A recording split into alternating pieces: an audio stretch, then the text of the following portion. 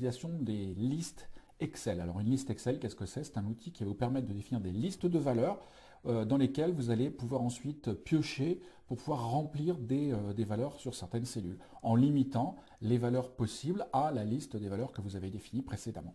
Alors comment ça marche? Donc pour la première chose, je vais donc ici, imaginons, je suis responsable de cette feuille dans laquelle je vais tracer les différentes dépenses effectuées au sein du service. Et donc pour chaque dépense, j'ai besoin de la date. J'ai besoin de connaître le type de dépense. Et donc le type de dépense, on fait des dépenses soit en achat, soit en location, soit en crédit bail. Et enfin la référence d'imputation de la dépense. Et donc ça c'est des références propres à mon service, donc sous forme de code à 3 caractères, on va suivre les dépenses qui sont faites. Voilà, très bien. Donc première chose, voilà, c'est que dans ce tableau-là, je vais le remplir au fur et à mesure, et je veux que pour les deux cellules ici, type de dépense et référence d'imputation, je limite la saisie possible à des valeurs prédéfinies que j'aurai au préalable définies. Alors pour ça, je vais commencer dans le deuxième onglet à définir ces références. Donc ici, j'ai donc des types de dépenses. Alors, type de dépense, voilà, alors on l'a dit, type de dépense, c'est soit de l'achat, soit de la location, soit du crédit bail. Et enfin, deuxième liste qui m'intéresse, les références d'imputation, donc pour le service, et donc elles sont, imputation, voilà, les références d'imputation pour le service, elles sont définies sous forme de code à 3 caractères, voilà, donc AD0, AD1, AD2 et AD3, voilà. Alors, une fois que j'ai fait ça, je reviens ici sur cette première feuille, ma feuille de contrôle. Ici, type de dépense, donc là, je veux définir une liste. Pour ça, donc, je vais sélectionner la cellule et je vais ici choisir validation des données qui va me permettre de définir la règle qui va identifier les données ici. Donc, ce que je veux ici, la critère de validation, il s'agit d'une liste et je vais donc indiquer qu'il s'agit d'une liste. La Excel va me demander mais où se trouve cette liste. Donc, je clique sur ce petit carré-là et ensuite, je viens là et je vais pouvoir aller dans mon deuxième onglet, le type est donc ici, voilà, crédit bail, et je clique là-dessus et je fais OK, type de dépense. Deuxième élément, les références d'imputation, même chose. Une fois cliqué sur cette cellule-là, je vais ici validation des données. Toujours pareil, il s'agit bien d'une liste et je vais aller définir quelle est la valeur de cette liste, donc ici. Et les références d'imputation, elles sont là, voilà, très bien, et c'est OK. Bien, alors imaginons que mon tableau, je veux le suivre sur plusieurs mois, donc je ne vais pas faire ça à chaque cellule, je vais tirer la mise en forme, et donc pour ça, je choisis la première et le petit carré qui est juste en dessous, et je tire jusque là. Même chose sur la seconde, donc je veux définir les mêmes critères en fait à côté. Et donc ensuite, je vais pouvoir commencer à remplir mon tableau. Donc imaginons 17, 1, 17, voilà, par exemple, première dépense qui a été faite. Type de dépense, alors on voit que quand j'arrive sur la cellule, j'ai le petit triangle noir qui s'affiche à côté, qui va m'afficher les valeurs que j'ai choisies dans la liste. Donc voilà. Même chose sur la partie référence d'imputation. Voilà. Ici, ensuite, on va donc pouvoir, pour une seconde, ici, c'est-à-dire qu'il s'agit d'un achat. D'accord. Bien. Alors on va faire un dernier essai. Montrer ce qui se passe si jamais je souhaite écrire autre chose. Si je rentre n'importe quelle autre valeur ici, vous allez voir que automatiquement j'ai un message d'erreur. Donc le message d'erreur par défaut, parce que je n'ai pas défini du tout le comportement, qui me permet donc là effectivement réessayer. Voilà, je l'efface et je choisis ici cette valeur-là. Donc là on a une modalité qui est avec par défaut une réaction qui refuse une autre valeur de saisie que ce que j'ai défini. On peut personnaliser, faire évoluer un peu ce comportement. Ici, on va repartir sur la première. Je reviens sur mon schéma, validation des données.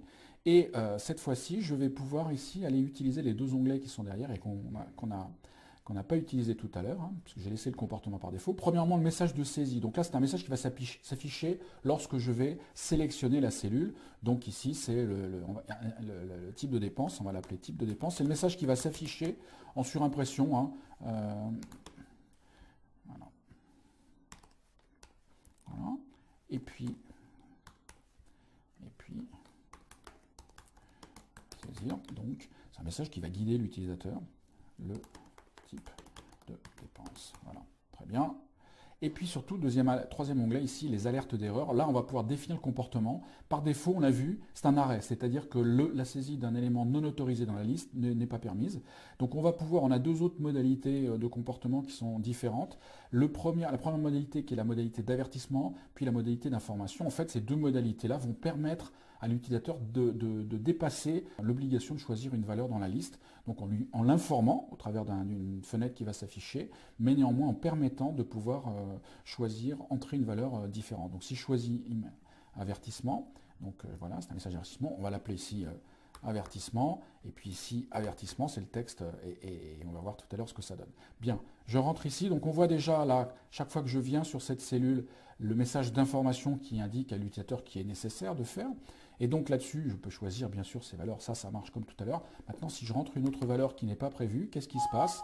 J'ai ce message qui s'affiche, cette fois-ci qui me permet de continuer. Si je dis continuer oui, en fait, la valeur que je viens de rentrer sera autorisée dans mon tableau. Hein, ce que je fais ici, voilà. Donc on va outrepasser la règle de devoir choisir une valeur parmi la liste. Donc là, on a vu que j'ai pour cela indiquer ici le style de message d'alerte sous forme d'un avertissement. J'aurais pu choisir information. Le comportement aurait été très proche, hein, on va le voir. Information, alors je vais changer le message qui s'affiche ici. On va mettre ici info, voilà. Très bien. Et là maintenant, si j'essaye de rentrer d'autres textes, hein, autres que ceux qui sont prévus dans la liste, on va voir que là, j'ai juste un message qui m'alerte, mais qui ne me demande pas oui ou non, d'accord. Et il suffit que je fasse OK pour que la valeur soit autorisée. Donc deux possibilités de pouvoir outrepasser les règles qui ont été définies. Troisième élément concernant les listes qui peut être intéressant, c'est que là, pour le moment, on a vu que dans la liste, j'ai ici défini cette liste de choix possibles sous forme d'une liste dans la feuille, donc en donnant les points d'entrée du début de la zone et de fin de la zone. On peut aussi, pour des raisons de commodité, nommer ces listes-là. Donc c'est ce que je vais faire ici. Je reviens à cette zone-là, et je vais dire ici que j'aimerais ici donner un nom à cette zone, plutôt que de devoir la nommer par sa cellule de début, sa cellule de fin, préfixée par le numéro d'onglet. Je vais ici donner un nom à cette liste, et pour donner un nom à cette liste, il suffit de sélectionner les cellules qui font partie de la liste, et de se positionner ici dans cette zone. Vous voyez que là, ici, j'ai zone nom, je clique là-dedans, et je donne un nom, alors donc je vais l'appeler type dépenses. Alors, la façon de créer les noms hein, est assez limitée. On est obligé de coller tout ça. On ne peut pas laisser d'espace blanc. Et voilà, c'est pour ça que la casse a peu d'importance. C'est juste par lisibilité que je mets des lettres majuscules à type et à dépenses. Mais Excel ne prend pas en compte la casse. Hein. Et donc, même chose ici. Imaginons. Voilà. Et cette liste-là, je l'appelle ref imputation. Voilà. Et donc là, donc maintenant, comment est-ce que je vais modifier la référence à cette liste, mais cette fois-ci en pointant sur son nom et non plus sur la zone qui contient les cellules? Eh bien, il suffit que je sélectionne la cellule ici, et je viens là, validation des données. Et cette fois-ci, alors on le voit tout à l'heure, jusqu'à présent, la modalité, c'est je pointe sur les cellules. Maintenant, je vais pointer sur la liste, le nom de la liste par son nom. Donc, je fais égal le nom de la liste. Donc, ma liste s'appelle ref imputation. Voilà. Et là, je fais OK. Et là, donc, j'ai toujours accès aux mêmes valeurs, hein, mais cette fois-ci par un nom. Ça permet en fait de pouvoir utiliser des listes et de conserver un nom qui est pertinent pour notre usage. Et voilà, et ainsi on a fait le tour de ces quelques fonctions qui permettent de gérer les listes sous Excel. Ce tuto est donc maintenant terminé.